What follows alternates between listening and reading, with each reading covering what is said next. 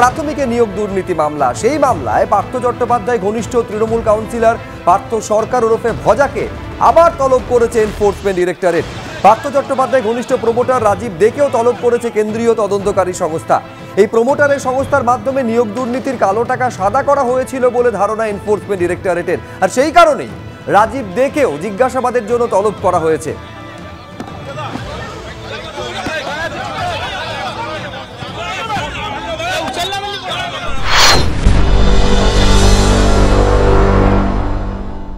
দুর্নীতি হয়েছে শিক্ষা নিয়ে, চাকরি নিয়ে, সেটা অনেক বড়, অনেক দূর অবধি।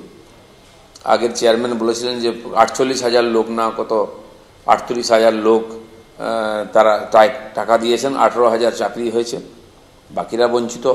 কিন্তু এর বাইরেও কত লোকের কাছ থেকে টাকা নিয়েছেন, আর কত লোক সেই কাজে যুক্ত ছিল বা এই দুর্নীতি সংযুক্ত ছিল, এখনো সব আসেনি। তো সেই জন্য অনেক দূর অবধি জাল বিস্তার আছে। বহু লোকের নাম আসবে, তাদের জিজ্ঞাসাবাদ হবে, প্রচারও হবে, আর নতুন নামও আসতে পারে। তখন হয়তো এই যে তদন্ত প্রক্রিয়া পুরো হবে।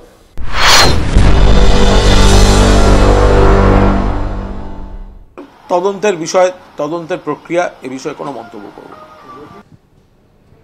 আর এই নিয়োগ দুর্নীতি মামলাতে মিডলম্যান প্রসন্ন, সেই প্রসন্নকে আপনারা জানেন গতকাল জিজ্ঞাসাবাদ করেছে ইডি। আজকে আলমারি খুলতেই তাড়া তাড়া দলিল উদ্ধার করলো ইডি। আপনাদের জানাবো 450টিরও বেশি সম্পত্তির হদিশ মিলেছে, গতকাল ইডি দাবি করেছিল। আর আজকে যে দলিল উদ্ধার হলো সেই সমস্ত দলিল এই 450টির বেশি সম্পত্তিরই, সেটাই বলছে ইডি, এমনটাই জানা যাচ্ছে। এবং প্রচুর ব্যাংক অ্যাকাউন্টের নথিও পাওয়া গেছে। আমরা কথা বলবো, আমাদের সঙ্গে রয়েছেন আমাদের প্রতিনিধি প্রকাশ সিনহা। প্রকাশে তো মারাত্মক, মানে এত সম্পত্তি এবং সেই সঙ্গে যে যে দলিল পাওয়া গেল সেই সমস্ত দলিলগুলি প্রমাণ করছে যে 450টির বেশি সম্পত্তি রয়েছে। প্রসন্নর কিভাবে? একদমই তোমার প্রশ্ন এবং ইডি আধিকারিকদের প্রশ্ন একই।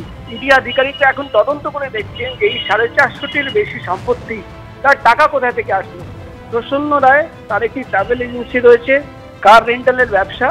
একজন ব্যবসায়ী যে ট্রাভেল এজেন্সি চালায়, তার কোটি কোটি টাকার সম্পত্তি কোথা থেকে আসলো। গতকাল যখন নিউ টাউনের অফিসে ইডি আধিকারিকরা পৌঁছে যান, সেখানে একটা আলমারি যখন খোলা হয়, তদন্তকারী অফিসাররা চমকে ওঠেন।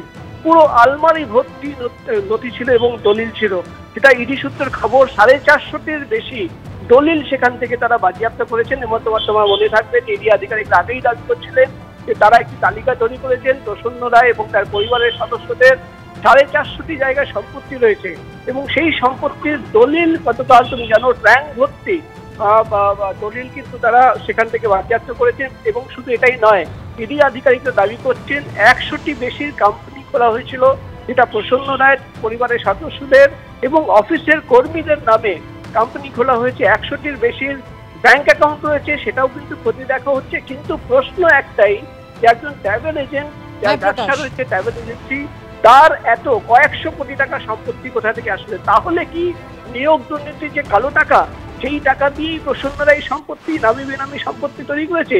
সেটাই কিন্তু এখন সবচেয়ে বড় প্রশ্ন তদন্তকারীদের সামনে।